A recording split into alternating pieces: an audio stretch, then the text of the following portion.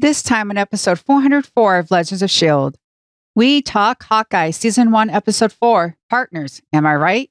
Weekly Marvel news, including Netflix Defenders in the MCU, Shang-Chi's big screen and Disney Plus sequels, and Into the Spider-Verse 2 teaser, and your feedback. I'm SP from the GonnaGeek.com show, a weekly geek news podcast that is part of the GonnaGeek.com network. Just like the show you're checking out now. Shows on the network are individually owned and opinions expressed may not reflect others. Find other amazing geek shows at GonnaGeekNetwork.com. You have been granted clearance by director Alfonso Mack Mackenzie. Stand by for a S.H.I.E.L.D. debriefing.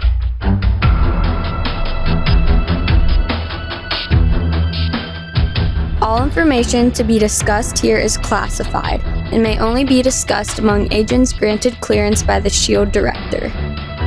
And now it's time for your scheduled debriefing. I'm Agent Lauren. I'm Agent Michelle. I'm Consultant Chris.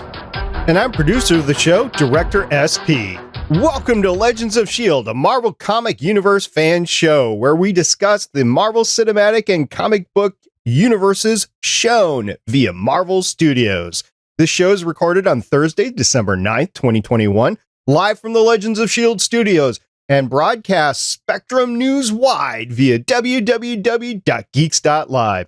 Come and join our live chat as we record. Hey gang, happy National Pastry Day.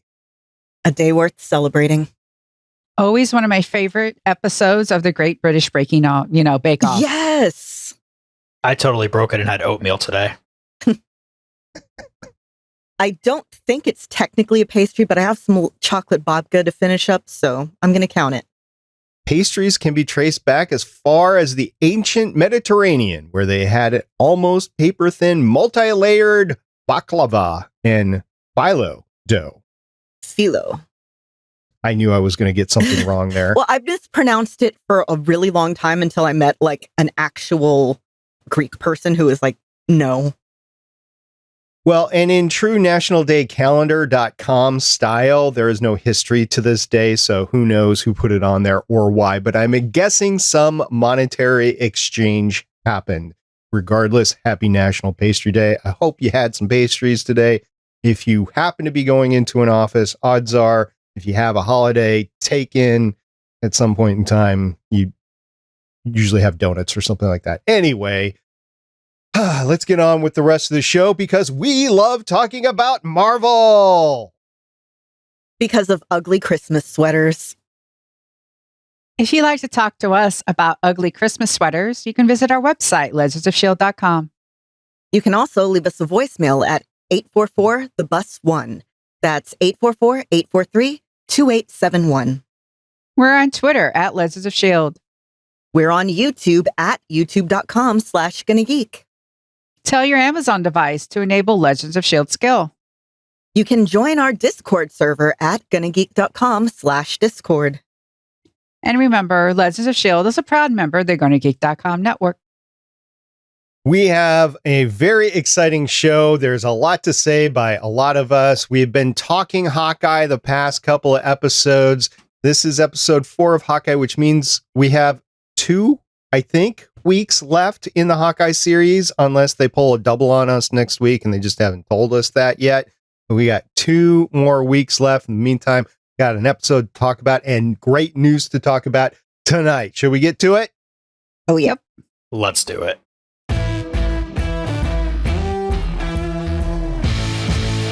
Hawkeye Episode 4, Partners, Am I Right? Premiered on Disney Plus Wednesday, December 8th, 2021. The IMDb description reads, secrets are revealed and hard truths emerge, culminating in a battle against 2 opposing forces. Michelle, who directed this episode? This episode was directed by Bert and Bertie. Bert has 8 directing credits starting in 2006, and so does Bertie because they are a directing team. I think they've done a good job so far. All right, we're going to do something different than we've done in the last few episodes. We still have the synopsis, but we're going to break it up so you don't have to listen to me reading the whole thing. I'm going to start and everybody's going to join in. So here's the synopsis for Hawkeye Season 1. I think it's just going to be one season. Episode 4, Partners, Am I Right? As Eleanor plays, why is there an Avenger in my dining room game? Rose in his mouth Jack holds Archer at bay with his own Ronin sword. Do you suppose he meant Captain Archer from Enterprise or maybe the world's greatest spy Archer from the FX show Archer? I'm so confused on the Archer here. Wait, isn't this exactly where we left off in the last episode 3? Why, yes, it is. Okay, here's what happens now. Clint and Kate have a quiet, but, weird, at Clint's admission, conversation with Eleanor and Jack. Eleanor pulls out that Natasha Romanoff card as she sends Clint down the elevator shaft. Boo. Clint calls back to research to find out more about Jack and the tracksuits. This research, who is really just his wife Laura, asks about the mysterious watch from the Avengers compound. And the Bishop family spends an early evening at home where we discover that Jack is terrible at aphorisms before Kate leaves to spend a holiday evening with Clint at the safe house. It's ugly Christmas sweaters, tree decorating, daiquiris, and Christmas movies all night long while the partners come up with a plan that includes boomerang arrows. Kate learns the one shot Clint didn't take, and she learns that Clint is actually Ronin and he cannot go home until he fixes it. In the morning, Clint sends Kate and Lucky out to get their arrows by using the LARPers. Meanwhile, Clint has a quiet conversation with Kazi in a car lot worthy of a Hallmark holiday movie. Grills returns and makes snickerdoodles. The guild makes a cosplay deal with the Archers, and the partners leave to go get the Rolex, where Kate learns that she really needs a collapsible bow like Oliver Queen. At Maya's place, the partners have an awesome 4-way fight with Echo and Yelena. Kate gets stuck on a zip line. Black Widow weapons are used. Yelena is unmasked, and the partners break up in the aftermath. And roll credits. All right. We have a lot of thoughts. Let's give our opening thoughts right now. Lauren, initial impressions? It started a little slow for me in the parts where they're in Kate's mom's place. I don't know. Something just felt off about the way it was shot to me. I don't know. But I really, really liked the Kate and Clint interaction. And of course, I was just screaming happily for Yelena. I'm saving it for the rant. See, I'm the opposite there. I really like the way this one started because I think that the Kate-Clint interaction and bringing Kate's mom and Jack into it really is a good way to start the episode. Plus, I don't know if y'all noticed, but the chair that Eleanor and Jack were sitting on and Jack's mug has some hexagons and bees on it. Interesting. So my take on the episode is you had weaponized tree ornaments, you had world building going on with the crossover, you had a holiday movie marathon with some drinks attached to it, and you had dog antlers. But I know the episode had faults, but I'm all in on it. So we're going to start off, though, with this epic Michelle rant, because if we don't get this out of the way, she's going to simultaneously and spontaneously combust. So, Michelle, go ahead. I will not combust. I know how to save my rants. Anyway, so dear listener, I rant to get something off my chest. I'm not here to convince you or to start some sort of big fight. So if you want to listen to the rant, great. If you don't, fast forward about 4 to 5 minutes. And okay, so here I go. One of the issues that I had from last week just got bigger for me. And this is an issue that I've talked about before when we've talked about like Falcon and Winter Soldier and such. And that is, of course, the plot and pacing issues. Now, remember, I'm always keeping the casual viewer in mind because I live with one. And so I get that perspective constantly. So what am I talking about with plot and pacing issues? Well, let's start with WandaVision. The plot of WandaVision was Wanda deals with her trauma by trapping the town. And everything else was connected to that. You know, is Agatha making the trauma worse? Is she feeding off of it? You know, people arrived to stop Wanda. It got to be sort of like weird because it was her expressing her trauma. And that's why, by the way, this show came out at the beginning of this year. It's rare for TV shows, especially short run ones, to be remembered all year. Guess what it is? WandaVision is popping up in top 10 and top 20 best TV shows of the year right now. So because it was that good. Now we move on to Falcon and the Winter Soldier. If you remember me when I was talking about that, I really didn't like the pacing. And Mom, who's my casual viewer, looked at me after episode 3 and I'm just like, there's 3 more episodes left. And she's like, oh, okay. Because the plot, it's like Falcon was becoming Cap and Bucky dealing with trauma as they fight some sort of terrorist. Still not sure if they were terrorists or not. Group dealing with the new Cap. Then it became Baron Zemo wanting to kill all the super soldiers. And then it became about stopping the broker. I'm still not sure. All I know is that Sam got a great speech at the end and he looked really cool in the suit. And that's what I remember. And that was cool.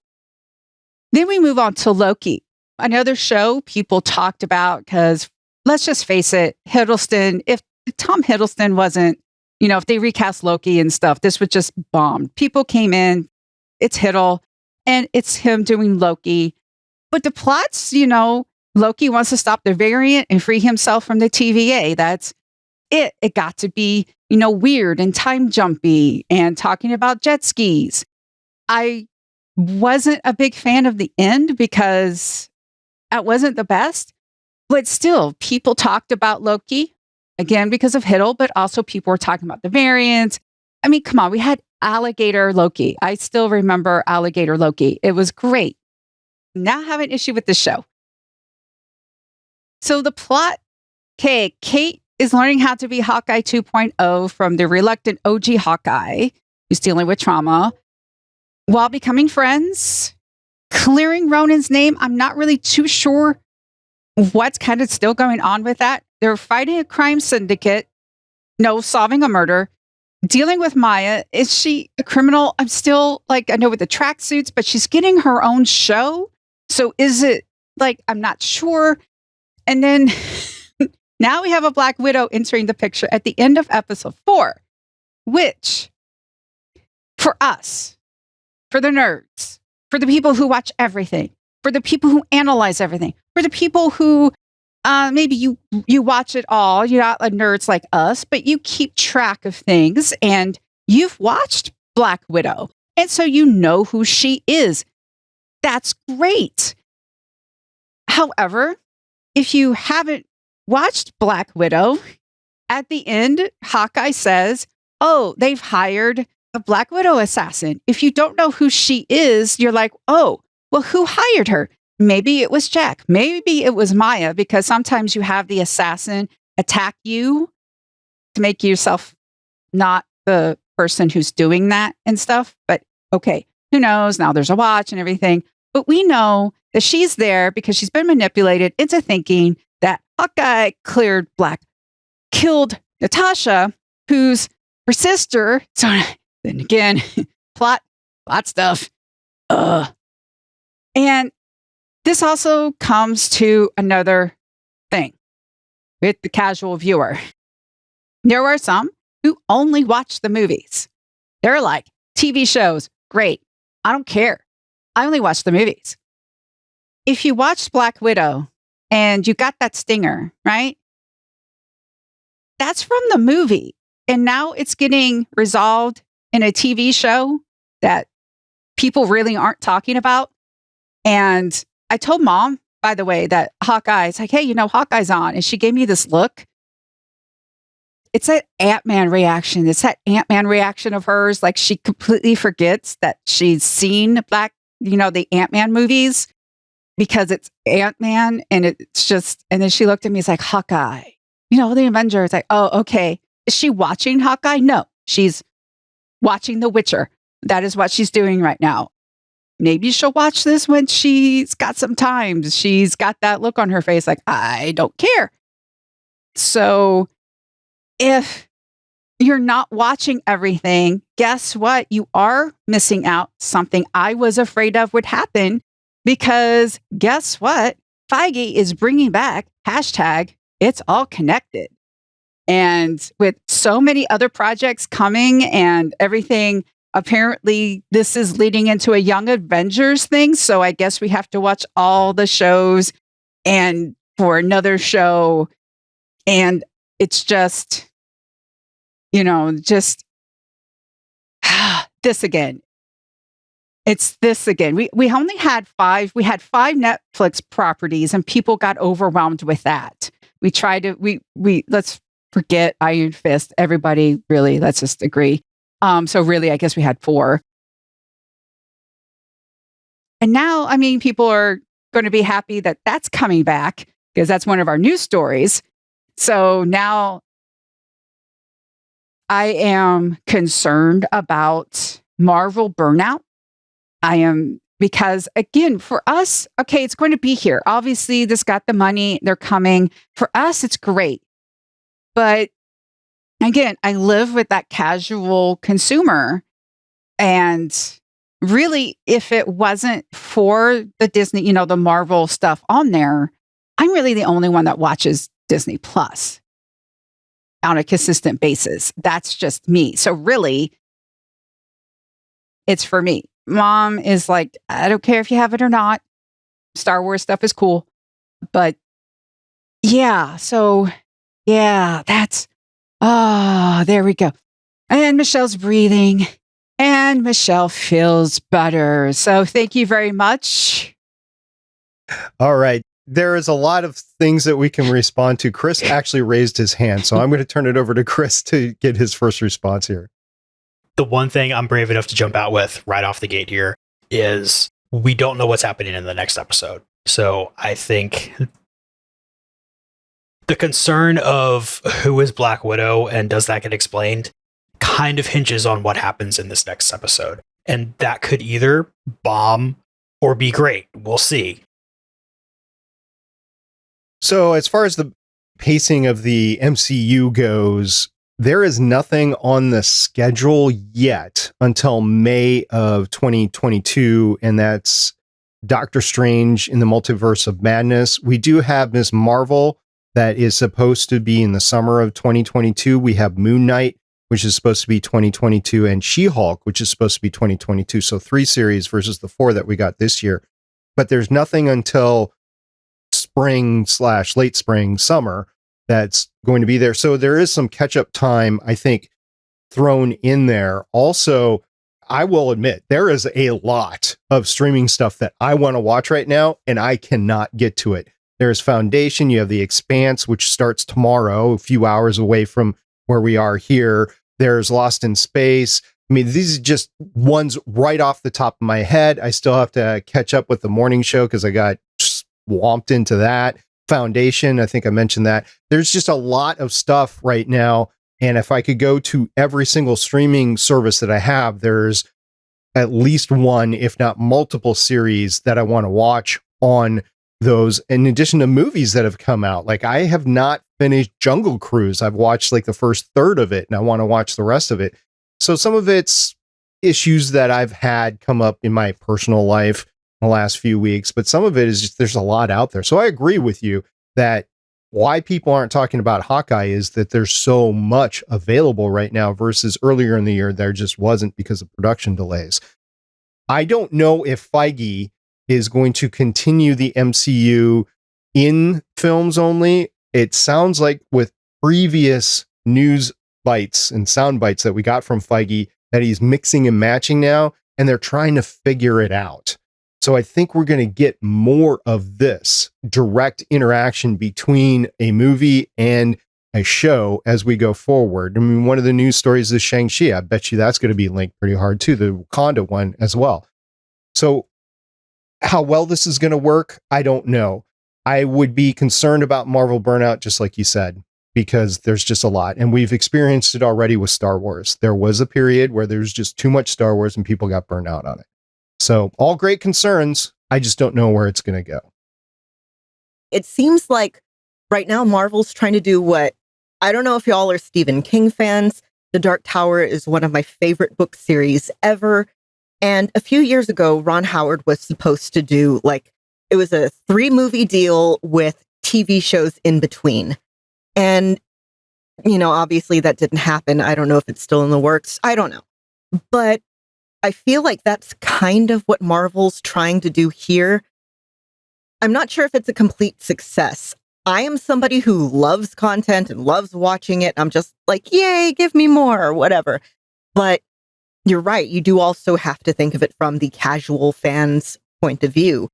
With comics, I've said this before, there's that whole adage of every issue is somebody's first issue. So you have to kind of make it a bit easy to follow. I think that's fallen by the wayside in the past, 20 years. But we're seeing in TV now, in Marvel specifically, that these stories are intertwined. It's not like going back to Star Wars as an example with The Mandalorian, it's informed by stuff from the movie, but it doesn't seem to connect with stuff from the movie, which is sort of more what we got with Agents of S.H.I.E.L.D. And I'm on board personally as just me myself for, yay, hashtag it's all connected. This is what I wanted all along. But Michelle is absolutely right. It's kind of intimidating to jump in now. It's the same problem that Marvel Comics had, that the Star Wars Expanded Universe had. Anything with just this gigantic amount of lore now. So I kind of agree with Michelle there. I'd be interested to hear what our listener had to say. So if you have a comment, please don't hesitate to call our voicemail line at 844-THE-BUS-1 or 844-843-2871. Let us know what you think about what Lauren had to say. Moving on for the rest of the issues or non-issues with the episode, there's still a lot to unpack. The pacing is going to be something that Michelle touched on already, so we'll leave that alone. But let's start off with the penthouse. And Chris, you brought up the hexagons. And to me, when you brought that up, I'm like, okay, what is the thing that's going to connect everything in phase 4, possibly phase 5 and phase 6? We had the Infinity Stones in the first 3 phases. I don't know what it's going to be here on out, but we did technically start off phase 4 with WandaVision, I guess, or maybe Spider-Man. No, Spider-Man was the end of phase 3. So we started off with WandaVision. So anything from WandaVision on forward, including the hexagons, are fair game. What do you think? I think this is a great way to bring Hive into this. You can get this evil organization to be maybe not your super main villain, but your villain that kind of ties everything together. And the fact that it's an organization rather than a single person means you can spread them out a whole lot more than you could just a single person. We've already got Madam Hydra. So, yeah.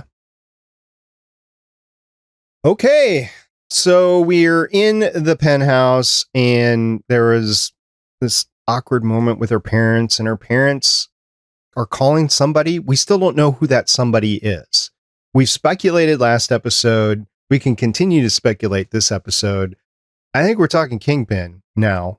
I really do. I think Kevin Feige has done everything but confirm it, and he's steered clear of it because he doesn't want to ruin the surprise on Hawkeye. But I think we're headed that direction. I'm increasingly thinking you're right, that it's more than just oh, I hope they bring him back. We know that Maya's godfather is somebody important. We know who her godfather is in the comics.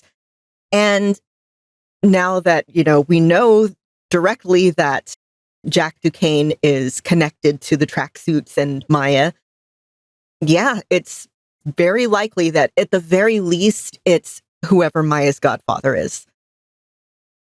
Okay, and as long-standing Legends of S.H.I.E.L.D. tradition, we do critique the medical advice that is given either de facto or directly on the show. And Lauren, you had an issue with some of the medical stuff that was provided here. Well, it wasn't exactly an issue. Well, maybe sort of. Look, if you're badly injured, you should go to an actual medical professional. However, my family is very much the like DIY type of people, particularly my dad. And so this took me just right back to childhood. My sister had split her head open and really should have gone to get stitches.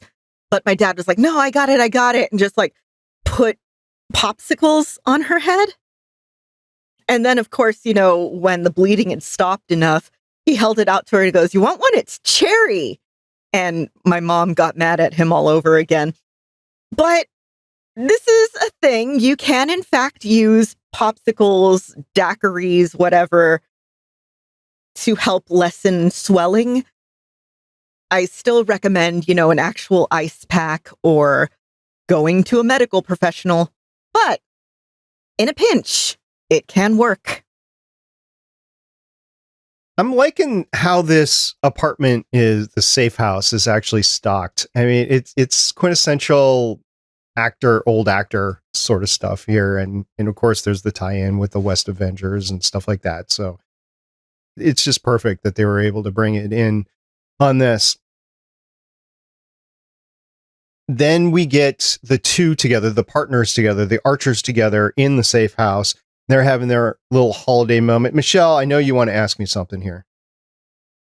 All right. Considering everything that happened in the episode, SP, please grade this episode according to the Hallmark holiday movie standards. Something that I was remiss before is the classic car, the Chevelle that was in the first episode. Hallmark holiday movies typically have a classic fire truck or a truck or some old car or something like that. We've gotten enough of that here, but in this episode, we get a whole car lot filled of cars from the 70s, which, you know, I'm old enough to remember when they were new, but sadly they are considered classics these days. So you had the classic cars in the episode. You also had the quintessential tree decorating party. We didn't actually see the tree decorated, but it was a tree decoration party. You had the movie night where you had Christmas movies go on while the characters have a montage and have some fun and get to know each other a little bit better. So we're at that stage. We're at the middle stage of the Hallmark movie where they're getting to know each other better. Again, no romance. I'm not saying any romance whatsoever, but the characters are getting to know each other. So I would grade this as a high level. And of course, I was watching the wide shots where you had Christmas music playing and you have the drone shots of the neighborhood and stuff like that. That's straight out of Hallmark. It's stock footage and Hallmark movies use it all the time, but they used it here too. So the producers, the showrunner, Igla, they know what they're doing here. This is the way that you do a holiday movie or show, and they've got it down. Feel free to critique me on any of that, but in the dog antlers, the dog had antlers. That was adorable. And also, Kate learned a new weapon. She literally turned a tree ornament into a weapon. Precision weapon, too. Close range, but precision close range weapon. That whole segment with them, you know, Clint at first is grouchy, and then, you know, after a couple daiquiris starts to loosen up and actually teaches Kate a thing, in this case, how to use a coin-sized Christmas ornament, you know, throw it precisely so that it turns off the TV. And it's just weirdly wholesome. I have already been told I am not allowed to try doing this inside the house. Oh, She did say inside the house, though, so I can go outside. Okay. Yeah, I had a little bit of bending. You know, there was a curve that had to happen because they were going around a corner. So you got to practice that too.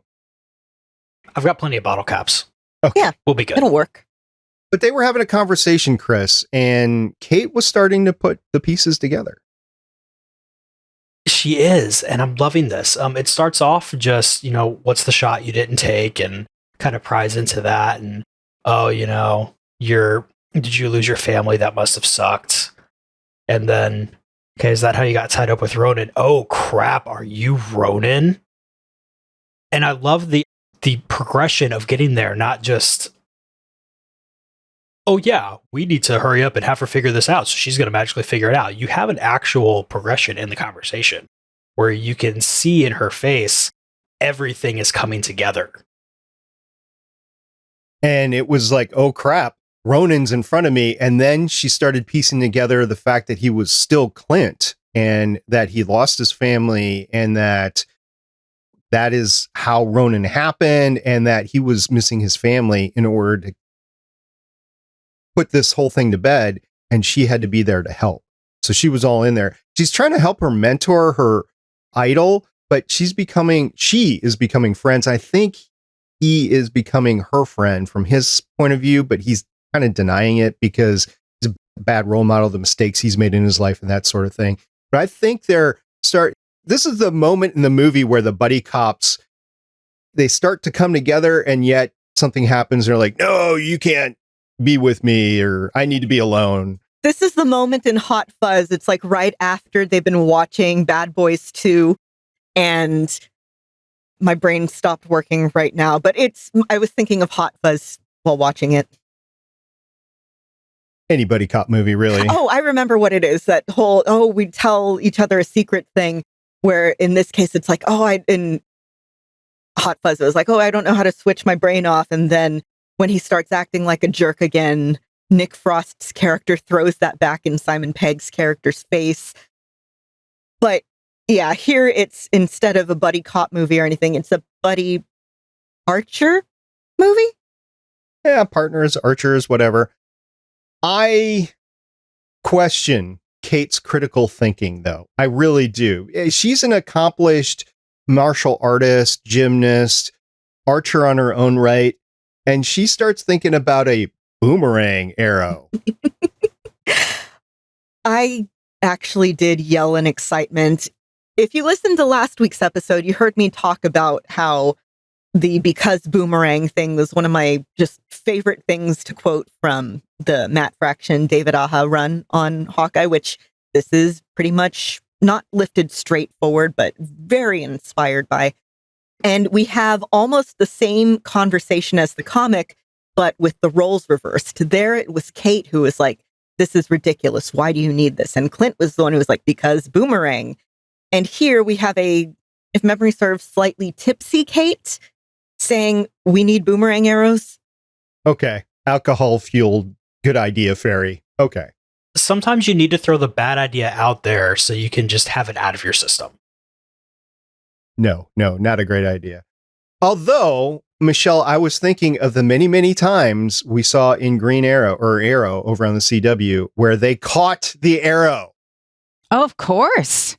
I mean, so you could do a boomerang arrow, catch it, throw it back in the bow, and then shoot it off again. Of course. Although I don't know if anybody's ever in the history of mankind actually caught an arrow that was flying in midair, especially at the velocity that these guys are shooting. And we saw a pretty fast one because Kate called for help when she was in the apartment in the fight, and Clint picked up his bow and got shot off a grappling arrow with the zip line. We'll talk about that in a little second. Really fast. So, hey, the arrows go fast. Okay, so technically people have been known to catch arrows before. I'm reading an article right now on archershub.com titled, Can You Catch an Arrow? And there's an actual video of somebody named, I guess, Lars Anderson. And they're like, but Lars Anderson's not your typical average person. It would take many hours of physical and mental training. You need incredible confidence and hand-eye coordination. And the bow has to probably be less than 30 pounds of draw.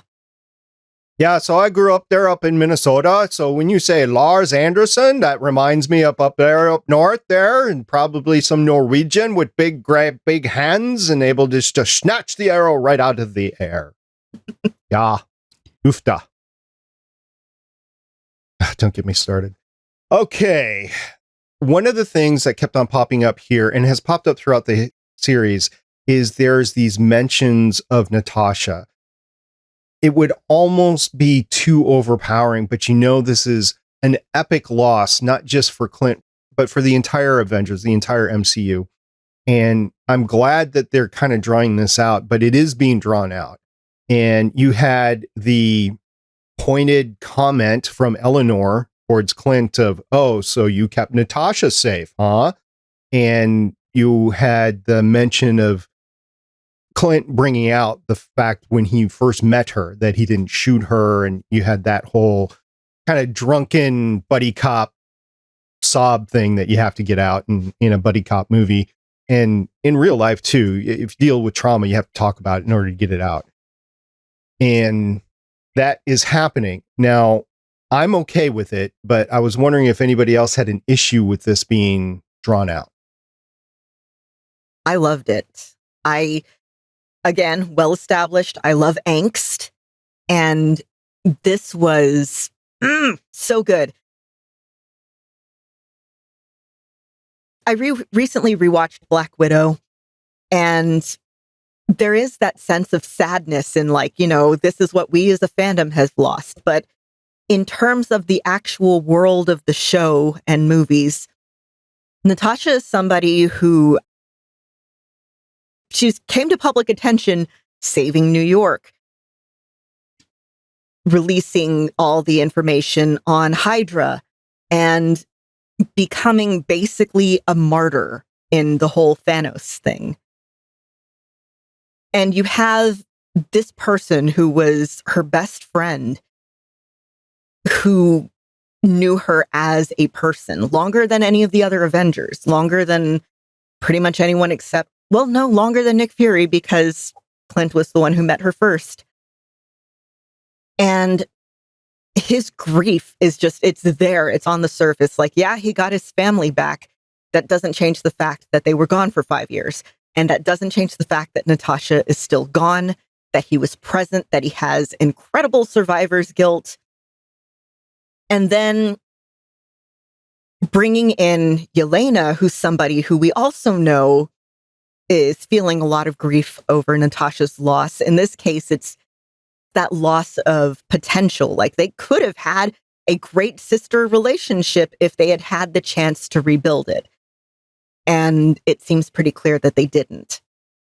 So we have somebody who's incredibly, if we're going by the stages of grief, Yelena is still in the anger stage. Clint is the depression stage, maybe? I'm not sure it's quite acceptance yet. Yeah, he's still dealing with it, especially with the flashbacks and stuff like that. Chris, where do you think Clint needs to go here? Well, he probably needs to go to therapy, but he won't do it. Just on a personal level, I think he needs to go back to Eleanor and pop her upside the head. Not in a super violent way, just like, hey, why are you bringing this up? Like, that was a poop head move from Eleanor. But Clint definitely needs to get to a place where he can get his head straight. You think he needs to learn to trust people? He really does. Kate might be young, might be everything that he doesn't want in a partner, but for one thing, she's already sucked into it. So it's not like he can convince all the bad guys that she's not a problem anymore, because she's not going to leave, and they're not going to believe him if she does leave. So, I mean, he kind of just needs to suck it up and say, all right, for this portion of things, I'm working with Kate. She's sucked into this. There's nothing I can do about it. Well, at the end of the episode, we get what I will consider to be an epic fight, because you have at least three established formidable people on the screen, and you have Kate, who's the young Avenger or whatever, capable on her own right, but I don't know if I'd put her in the class just yet. Anyway, so you're having this epic fight. You have 2v2, one in the apartment, one on the rooftop, across the street, or across something. Alleyway, maybe? I don't know. Anyway, you have this fight going on, and then they all get together, and you have Black Widow weaponry being used. You have trick arrows being used. You have the martial arts being used. And it doesn't seem to me like anybody's really trying to kill people, because when Maya threw the knife, it hit Kate like right outside of her head. It didn't hit her. It hit something. And I just have this sense that Maya can hit something that close versus not. And then you had Black Widow electronic tasers that didn't kill anybody. They just disabled. And we know that they can actually kill somebody. So I don't know if anybody's really trying to kill anybody else. I know Yelena is very angry with Clint because of the information that was given to her at the end of Black Widow. And I don't know if she was sent to kill him or not. Maybe she has questions to ask herself before she does it. I don't know. So you have this all going on. It was a really cool fight. I really enjoyed it. It was dark, but it wasn't too dark, so you couldn't tell what was going on. It wasn't a continuous fight. Definitely, there were quick cuts, but I enjoyed the fight with everybody. It was pretty big. But at the center of this fight, the reason they're all there is because Maya actually has the watch that was stolen from the auction. Clint was told by Laura to go get the watch. Apparently, he knows what it is. Laura knows what it is. We don't know who the watch really belongs to. There's been epic speculation online and in our feedback of what it is and what is going on with the watch. Who does the watch belong to? My theory is Nick Fury, but I'm only at like maybe 60, 70% confidence in that. Yeah, I wouldn't say anybody's got a firm guess. I've seen some people that have firm speculation, but I haven't seen a lot of supporting evidence for that. I don't know, Chris, who do you think? I mean, Fury was the first person I thought of, but just to throw another name out there, I'm going to say Coulson. That'd be nice, Phil Coulson. And that would connect Agents of S.H.I.E.L.D. directly versus not. So, Michelle, who do you think? I thought it was Tony. I think it's Tony Stark's watch because he's like, it got destroyed. So I'm thinking, my thought was because he always wore a watch. I was wondering if it was Tony Stark. Yeah. So in our feedback, there's other speculation. I won't talk about it right now. And I think there's some legitimacy to what that thing is. So you just have to wait to the feedback. But I don't know who it is. And I'm excited to find out. They've had this MacGuffin go for 4 episodes now. And I'm kind of hoping we find out what it is next episode and maybe who the boss is next episode as well. Guys, I love the LARPer side story that's going on here. First, Kate goes to them and she's like, "Can I have your help tampering with evidence?" And they're like, "Yeah, okay, we'll do it." And then they show up, they're cooking cookies, which, by the way, that's another Hallmark holiday movie thing, cooking. I forgot about that. So they have that going on, and then they agree on a swap, and all they care about is new cool costumes. Well, there's also the cop that cares about her bag. Well, yeah, that was very sweet. It was her wife embroidered it for her. It says bombshell. I liked that little bit. And I've been very vocal about the fact that I've gotten way back into wrestling the past few years. And I'm actually going to be moderating a panel in January about comics and wrestling. And this part reminded me of how many gear makers I follow who their whole thing started up with cosplay or the SCA or Ren fairs or anything like that. So that was just very amusing to me on that level. I told you guys Girls was going to be back. Girls is definitely back, and we'll see where this all takes us. And at this point, I will almost forgive him for tampering with evidence in the fire to get the Ronin costume to begin with, just because it's been such a cool story here. In the fight, you have this epic moment between Yelena and Kate, where Kate's got her bow drawn and she's ready to fire or release her arrow at Yelena, and Yelena just looks at her deadpan and just shakes her head. She doesn't make a move to attack her or anything. She just shakes her head and then she escapes. That was just a defining moment of the series so far. Really enjoyed that stare down and the escape after that, which means there's more to the story. And I know Yelena is a favorite of Lauren. So Lauren, what'd you like about that whole reveal?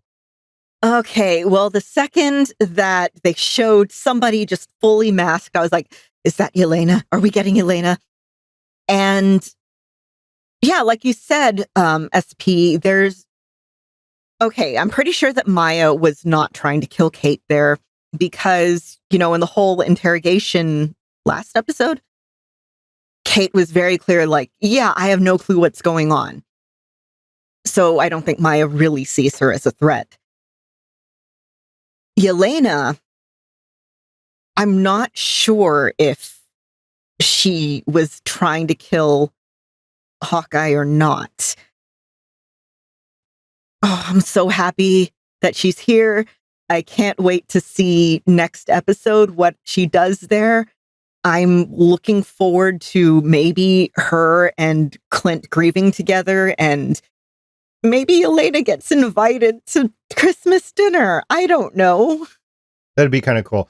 So I wanted to have more of an extended conversation on this, but we're running short on time of where I want to be. So Laura and the kids, I think I've mentioned this before, they're going to come into the action at some point in time. I just don't know if they're going to come to New York and help Clint, or if Clint and Yelena and Kate are going to end up back at the farm. I don't know which. It's 50-50. Maybe I'm 51% that they're going to come to New York City at the moment, but I think they're going to get involved. I think they're all sitting out around going, "Oh, Dad's at work." They can help Dad, especially since Laura might have a history herself. I did want to end on a positive note, a fun note. And Chris, you have our ending, the dog. Okay, so this is totally a Chekhov's dog situation here. You have a really short run series here, so you don't have time to bring in a lot of extra random stuff, no matter how cool it is. I haven't read the comics these are based on, but from what I've heard, Lucky the Pizza Dog is a big thing. They took the time to bring in Lucky the Pizza Dog here. And even though the dog isn't really doing anything so far, the dog keeps being around. And the dog keeps being brought up. So I have to think that this dog is going to have an important role later. Plus, Kate's shirt said Laika on it, and that was the Russian cosmonaut dog that went into space first. Yep. Has the hearts of the entire Soviet Union with them as well, and the world, really, because of what happened there. I regaled that story over on the Get a Geek show a few months ago of Laika. All right, guys, we're at the end. Quick 30-second synopsis. Where do you think this is going to go in the next 2 episodes? We're going to start with Lauren. I am really hoping for Yelena gets to join Christmas dinner. I'm hoping to see who Maya's godfather is. And I'm hoping that we see Jack and Eleanor get taken down, because I'm pretty sure Eleanor is in on it. Eleanor is definitely bad. She is going to try to weasel her way out of it. It's not going to work because of one big mistake. And at some point, Jack is again going to be foiled by Butterscotch. I hope we find out all those things. I hope this does stick the landing. And I wonder if, because so far we have seen Thanos was right. We saw it in the bathroom. Someone wrote it in there. And then Clint was actually drinking from a mug that says Thanos was right. And I wonder if anything like that's going to come back. I have my theories on Clint. I'm 50-50 on him right now. On one side, I think Clint's not going to make it through this series. On the other side, I think he's going to end this series arm in arm with Laura, with Mariah Carey's All I Want for Christmas Is You playing in the background. So we'll see. 2 episodes left. Next week, we'll go over episode 5 right now. That's what we got, unless Disney Plus says we're doing 2 episodes next week. So next week, episode 5. In the meantime, we've got news and some feedback to get through.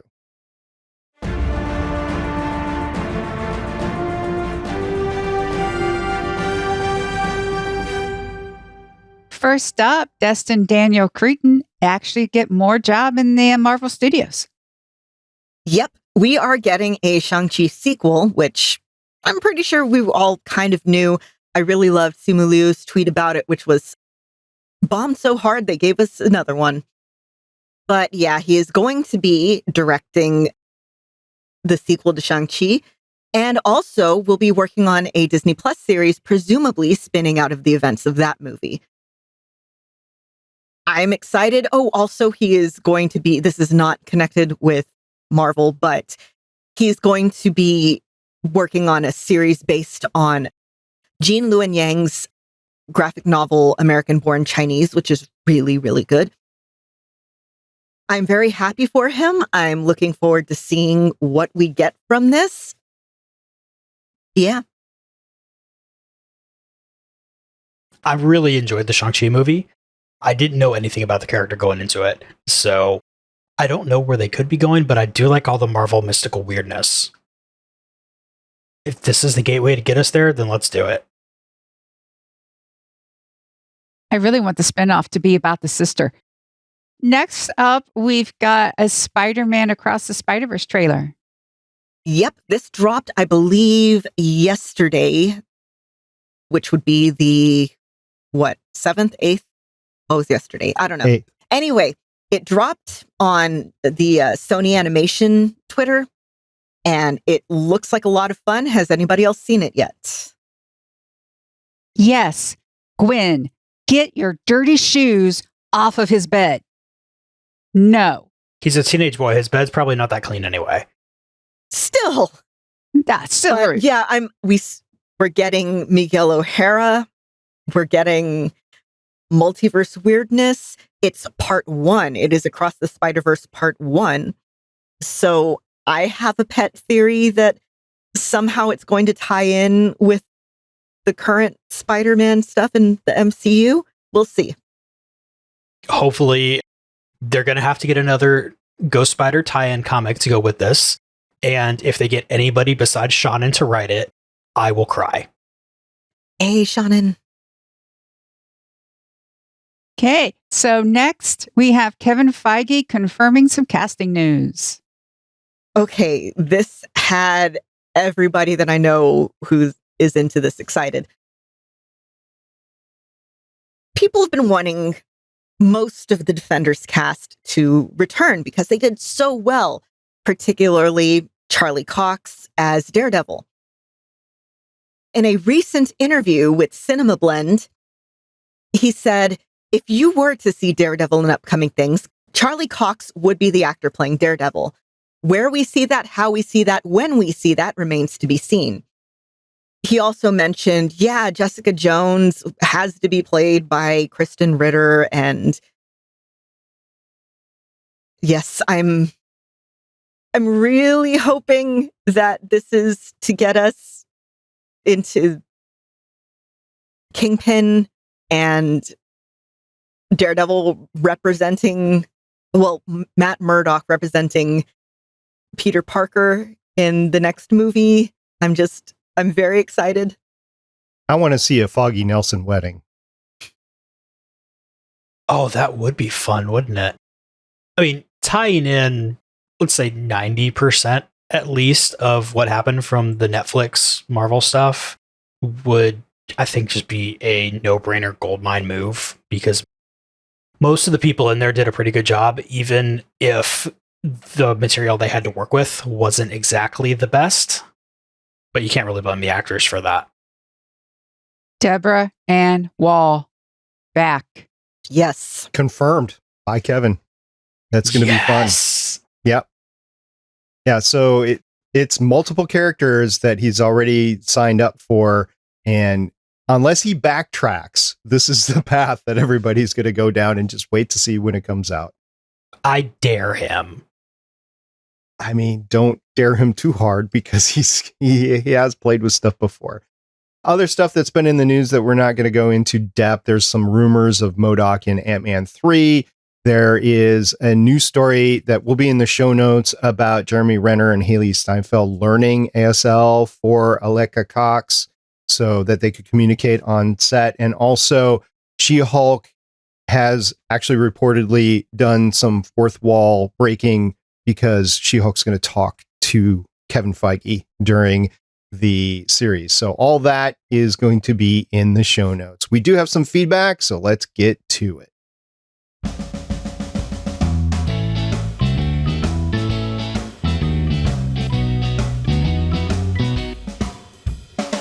We have some feedback. First of all, from consultant Black Adam at Starsaber_222 on Twitter. I am now preemptively accepting the retcon that, if she was a S.H.I.E.L.D. agent, Laura was Bobby's SO and passed the Mockingbird codename down to Bobby when she left to start a family. Before we start about this, let's talk about the other feedback as well. And we had an email from 084 says, "Hey all, okay, after getting through the amazing episode 4, I have a theory and I kind of hate myself for it. The watch that they're after would supposedly expose the identity of someone close to Clint. I think the person he's protecting is his wife, Laura. Now, here's why I hate this, because I'm pretty sure I know who she's going to be, and it would be a final nail in the Agents of S.H.I.E.L.D. canon coffin. I've headcanoned my way through so much with the season 5 Thanos fiasco and time jumps in both the show and the movies that don't quite work with each other. But what I won't be able to headcanon is this. Laura Barton is also an ex-spy, specifically Barbara Morse, aka Mockingbird, the wife/ex-wife of Clint in the comics, and the amazing character portrayed by Adrian Palicki in the Agents of S.H.I.E.L.D. And she would be the first Marvel TV character to be recast and brought into the MCU completely rebooted. But all that said, I would love it so much. Sorry, fellow Agents of S.H.I.E.L.D. lovers, I'll see myself out." That's a bomb drop there. I actually like Black Adam's take on it a little bit better, where it's a case officer or the SO of Bobby Morris. But this is a theory, and probably why Laura is so intent on getting that Rolex back. Chris, what do you think? Laura's definitely got something going on, but when they said SO, I definitely thought significant other. So that's a whole different twist on I things. thought that too. Senior officer in this case. I should know that, but still. I like the idea because when we found out Clint was married, everybody was like, what? But considering, he talked about in this episode, becoming Ronin wasn't that big of a jump for him because that's what he was hired to do. He was hired to be a weapon. That was his first mission before he became like this big epic Avenger, was being this agent of S.H.I.E.L.D. sent on missions to kill people like Natasha. Meeting someone who through S.H.I.E.L.D., where he worked, it's a workplace romance.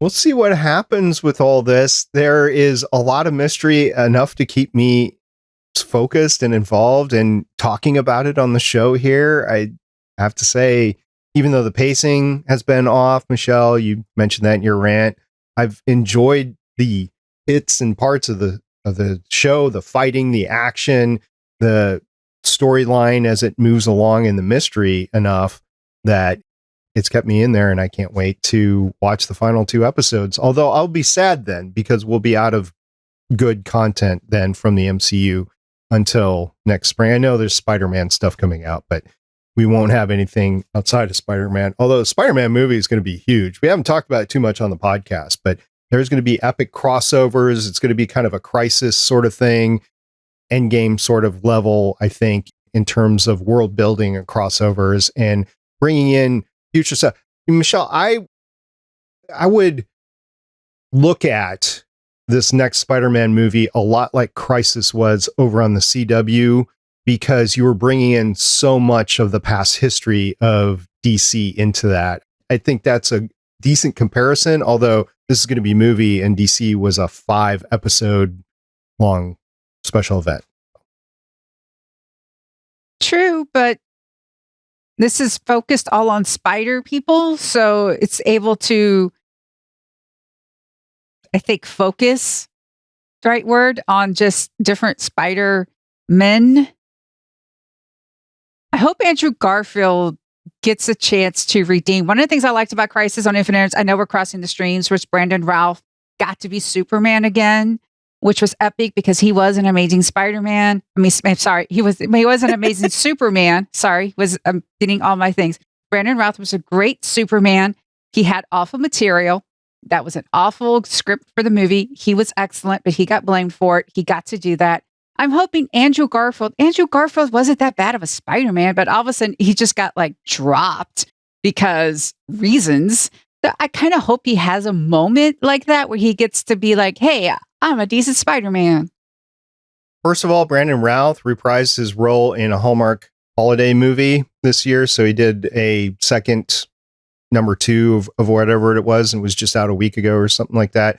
I've watched bits and pieces of it. I wasn't able to sit down and watch. I've had a lot going on in my life in the last month here, but he did that and he was every bit as good as he always is. And even my daughters were like, "Hey, Dad, that's Superman." I'm like, "Yeah, he's also the Atom." He's, all these things. So it was pretty cool seeing him there. As far as Spider-Man goes, all we have to say is Sony. The only thing saving Spider-Man and Tom Holland this time around is the fact that Kevin Feige's involved and Marvel Studios is involved, because Sony just doesn't know how to do comic book properties. For that matter, WB doesn't either.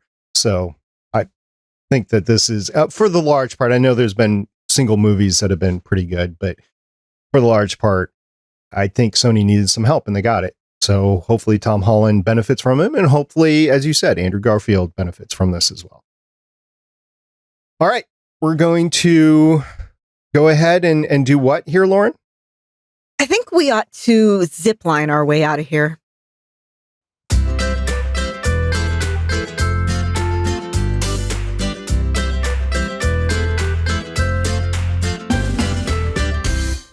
Once again, I want to send a big thank you to our consultant, Chris, for coming on board. Chris, you have your own podcast that is slightly comic book related, I believe.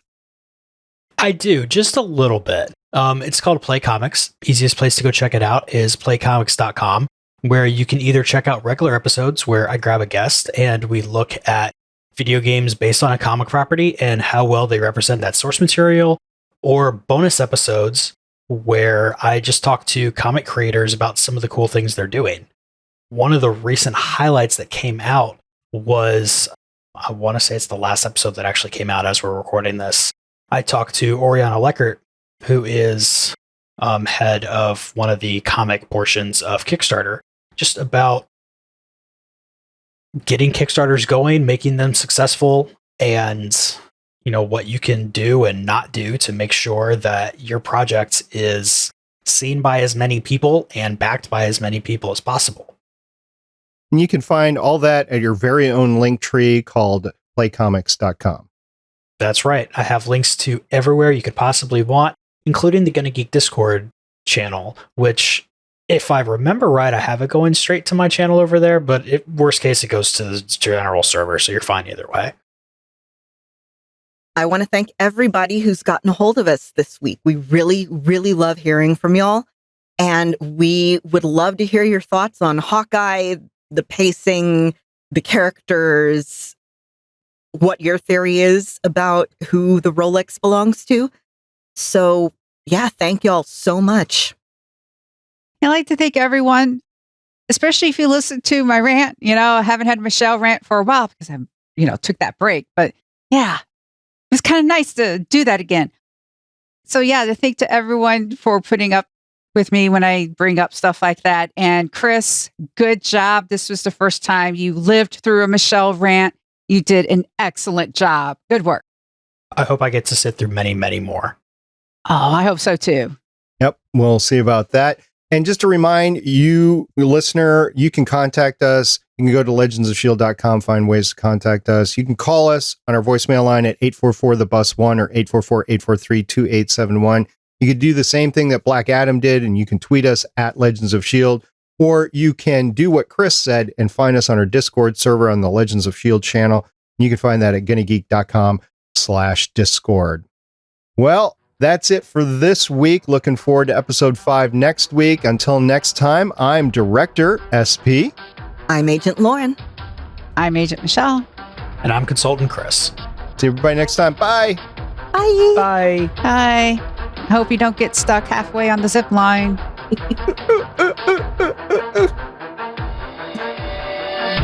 Thank you for listening. If you want to leave us feedback, go to gonnageek.com and you will find all our contact information and other shows. You can also visit legendsofshield.com, where you'll find our complete archive of podcasts. The music heard on this podcast is by Kevin MacLeod, found at incompetech.com, and also artists on pond5.com and audiojungle.net. The opinions heard on this podcast are those of the individual hosts and do not represent Stargate Pioneer Productions, Legends of S.H.I.E.L.D., or Gonna Geek. Agents of S.H.I.E.L.D. is the property of the Disney Corporation. Marvel Studios, and ABC. No infringement is intended.